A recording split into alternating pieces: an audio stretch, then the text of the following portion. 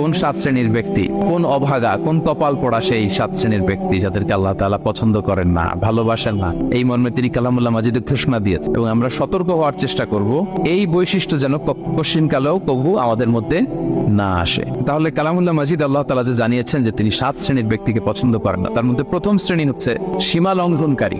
আরবিতে বলে আল মুআতাদুন। সীমা লঙ্ঘনকারী ব্যক্তিকে আল্লাহ তাআলা পছন্দ করেন না। লিমিট ক্রস করলে আল্লাহ তাআলা পছন্দ করেন না।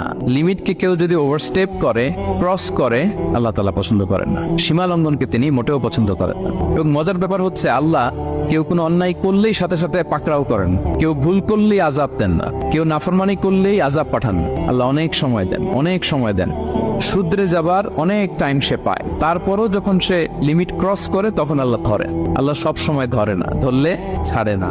ধরে ধরে ধরে না, ধরলে আল্লাহ ছাড়ে না। আল্লাহ সব সময় ধরবেন। এবং যে সমস্ত জাতিগোষ্ঠীকে এই পৃথিবীতে আল্লাহ আযাব দিয়ে ধ্বংস করেছেন, তাদের স্টোরি যদি আমরা খেয়াল করি, আমরা দেখবো যে তাদেরকে আল্লাহ অনেক সুযোগ দিয়েছেন ভালো হওয়ার, শুধরে যাওয়ার। কিন্তু তারা আল্লাহর আদেশ অমান্য করতে করতে করতে করতে যখন লিমিট ক্রস করে ফেলছে, একটা সবকিছুর একটা লিমিট থাকে, কি বলেন? We all should know all limit. আপনাকে জানতে হবে যে আপনি কতটুকু পর্যন্ত করতে পারবেন, কতটুকু আপনার সীমানা। You should know your limit. এই লিমিটটা আপনার জানতে হবে। তারা যখন লিমিট ক্রস করেছে আল্লাহ আযাব দিয়েছে। আপনারা সামুদ জাতির নাম শুনেছেন? তাদের কাছে আল্লাহ তাআলা একজন নবী পাঠিয়েছিলেন, নাম হচ্ছে সালেহ আলাইহিস সালাম। আল্লাহ নবী সালেহ আলাইহিস সালাম, তিনি তাদেরকে দাওয়াত দিলেন যে হে আমার জাতিগোষ্ঠীর লোকেরা, এক আল্লাহর ইবাদত করো। তারা অবাধ্য হলো। তিনি সত্যের পথে আহ্বান করলেন, তারা এই কথা শুনলো না। একটার পর একটা আল্লাহর পায়গাম আসে, তারা অবাধ্য হয়, তারা অবাধ্য হয়, তারা আল্লাহ তাআলার আদেশকে মানে না।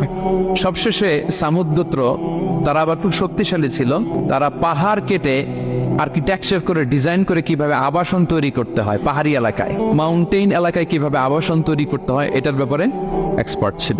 তো তারা সালেহ আলাইহিস সালামকে বলল, সালেহ তুমি পাগল, তুমি জাদুকর, তুমি যে আল্লাহর কথা বলছো আমরা মানবো এক শর্তে, যদি এই পাহাড়ের ভেতর থেকে 10 মাস গর্ভধারিণী একটা উট যদি বের করে আনতে পারো, এমন একটা শি ক্যামেল উট যদি বের করে আনতে পারো, যেই উটের পেটের ভেতরে একটা বাচ্চা থাকবে এবং উটটা পাহাড় থেকে বের হয়েই বাচ্চা ভূমিষ্ঠ করবে, এরপরে উটের দুধ যেন আমরা খেতে পারি, তুমি যদি এইটা দেখাইতে পারো তাইলে বুঝবো তুমি সত্য নবী। দোয়া করলেন, আল্লাহ আমার এই জাতি সামুদ, তারা তো চেয়েছে যে পাথর ভেতর থেকে যদি একটা উট বেরোয়, উট যদি বাচ্চা দেয় আর দুধ দেয়, তাহলে তারা তোমাকে মেনে নেবে। আল্লাহ তুমি মেহেরবানি করে এই মিরাকেল, এই মুআজিজা তুমি তাদের দেখিয়ে দাও। আল্লাহ তাআলা দোয়া কবুল করলেন। হাজার হাজার মানুষের সামনে চাক্ষুষ দিবালোকের মুহূর্তে পাথর ভেঙে একটা উট বেরিয়ে এলো, বিশাল আকৃতির।